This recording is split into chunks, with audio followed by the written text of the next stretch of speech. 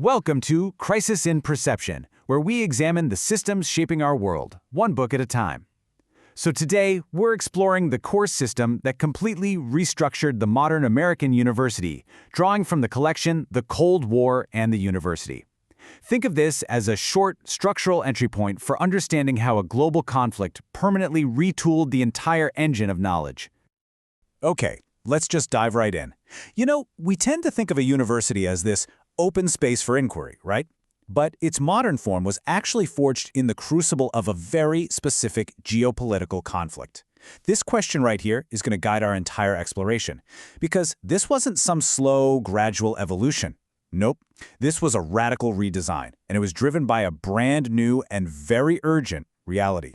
To really understand the system, you have to do one thing: follow the money. Before World War II, federal funding for research was minimal to say the least, but then, well, everything changed. The success of the government-funded Manhattan Project, that was a game changer. It created this incredibly powerful new model. All of a sudden, the state saw the university not just as a place for education, but as a totally vital instrument for national survival. And this graph, wow, it perfectly illustrates the core incentive of this new system. The government became the university's new patron, injecting just unbelievable amounts of money to fuel this technological and ideological arms race against the Soviet Union. So all this cash is flooding in. Where did it all go? Well, the funding wasn't spread around evenly, not at all. It was targeted with, you could say, military precision. A whole new hierarchy just appeared out of nowhere. Disciplines that had direct applications to the military-industrial complex, think physics, engineering, they were showered with resources. Meanwhile, others were kind of left behind, and this fundamentally altered the balance of power inside the university itself. And the mechanism at work here was incredibly explicit. Look who held the purse strings: the Department of Defense, the Atomic Energy Commission, the Office of Naval Research, even the CIA.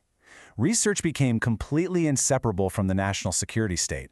Their contracts and their grants were steering the entire direction of American intellectual life. But this new system, it came with a huge threat, a major constraint on the very academic freedom it claimed it was there to protect. See, the state's patronage didn't come for free. It was accompanied by this intense pressure for ideological conformity, the fear of being labeled a subversive. It created a chilling effect that spread across campuses all over the country. And this right here is the crucial point. The greatest impact wasn't just the professors who were fired, but the ideas that were never even explored, the books that were never written, the critical questions that were never asked, all because of self-censorship. The system didn't just fund the departments that were already there. No, it actually created entirely new ways of organizing knowledge specifically to serve its own geopolitical goals. The creation of area studies is a perfect example of this. Before the Cold War, a field like this barely even existed.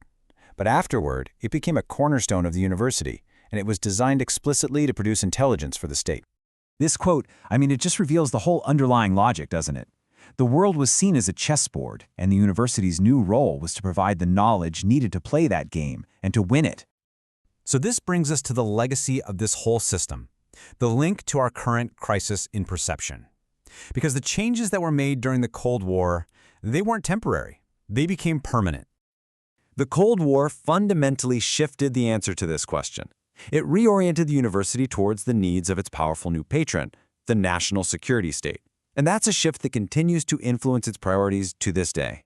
So the big takeaway is this: the massive, research-focused, state-funded university that we see all around us today is not an accident. It's the direct, it's the intentional, and it's the lasting product of a system that was designed for global conflict. Understanding this history really forces us to ask what other unseen systems are shaping our institutions right now. This project is free and publicly accessible. If you'd like to support the time, tools, and research behind Crisis in Perception, you can become a supporter on Patreon. For a longer audio-based analysis of this topic, see the deep dive linked in the description. If you enjoy this kind of systems-level analysis, please like, subscribe, and comment with books or topics you'd like us to explore next.